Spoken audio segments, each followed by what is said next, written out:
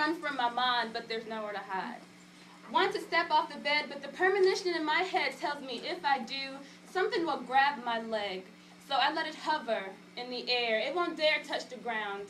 I guess you could say I'm a little paranoid from some of the conspiracies I found about my favorite cartoons and the things they went through. If it's about them, why does my mind betray me? Why is my heart beating faster? And why am I still looking these things up for hours upon hours? I guess it's because I can't help but to find out the stories behind me. No, I meant the stories behind them. I mean, the stories behind the them that is me, the them that festered in my mind and grew and is still growing up with me like the Rugrats. It turns out they never really existed. They were only in Angelica's head, and through her schizophrenic thoughts, she revived her cousins from the dead, those kids I knew so well and carried with me. Never had a life. My boots are shaking because a part of my heart just died. Wait, it was never even alive.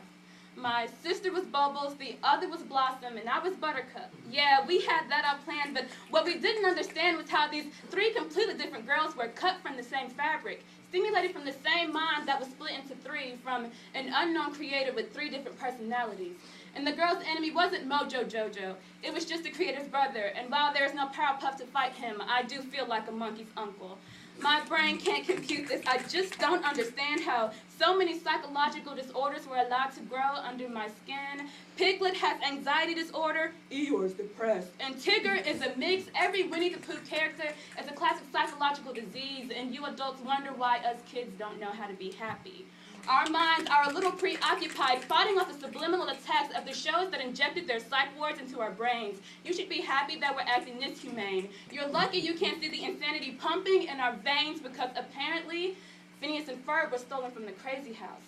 And they all have an illness of the mind, like Ferb is sickeningly shy, and that's why on the show he barely talks, and Buford is bipolar, though that wasn't stretched that far. But apparently Candace and Perry the Platypus are the same person.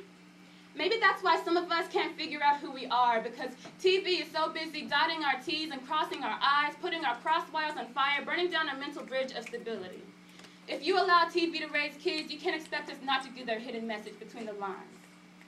To see the crazy trees my favorite cartoon shows fell from makes my goosebumps grow to the size of pimples, makes me feel like I got a hatchet to the temple because my mind is definitely scarred now.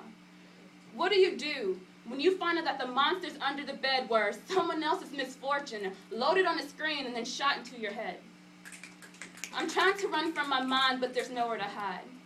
Want to step off the bed, but the premonition in my head tells me if I do, something will grab my leg. Something tells me there are monsters under the bed. No, there are monsters in my head.